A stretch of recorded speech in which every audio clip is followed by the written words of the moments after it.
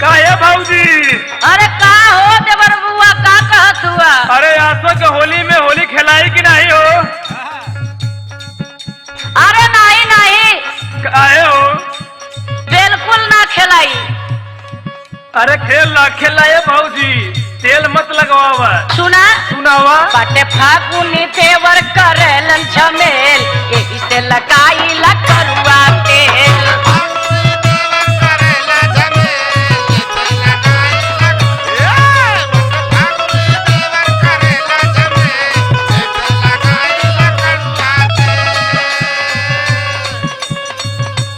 कौनो के साथे खेलब नहीं खेल, यही से लगाई ला करुआ तेल।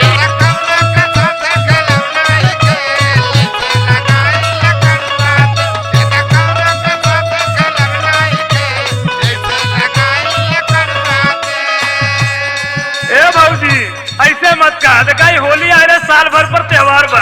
अरे नहीं नहीं पूरा चेहरा खराब हो जाला। ना मनबो तो जबरी वही सुना। सुनावा। तोरे भीतर ले तोरे भीतर ले पिचकारी दे हम ढके, तोरे भीतर ले पिचकारी दे हम ढके, कितनो लगई तू करुआ तेल।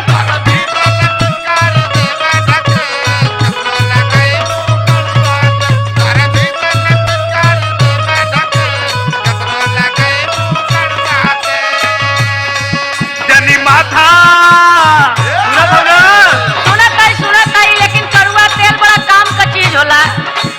माता बे तू करा हमर खेल, कितनो लगई बू करुआ तेल।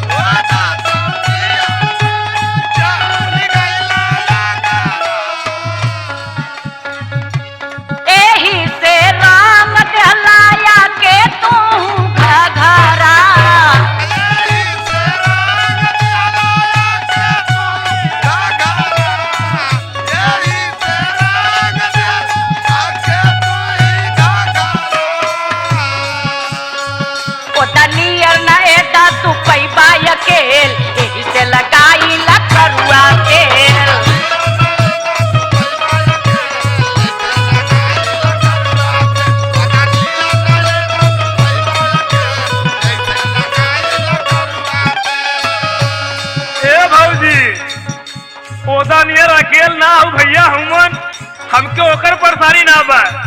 एक बारी सुरक्षा मंत्री संगवे हुआ घबरा जी।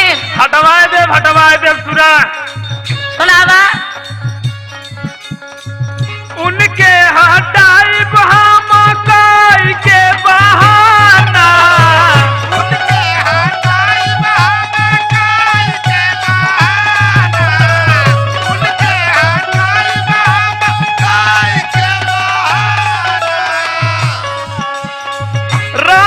तोहार निहुराई के खजाना।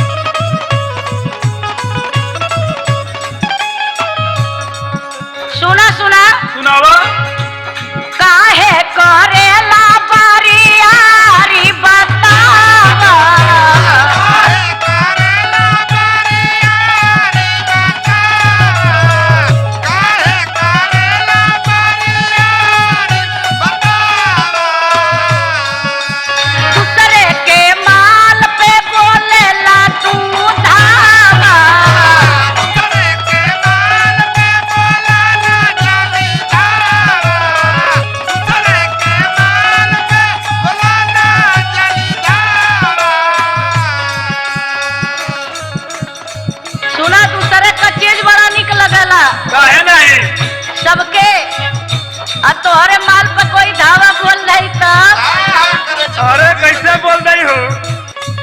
सचो देखही में लागो तारा यर धेल एही से लगाई ला कड़ुआ तेल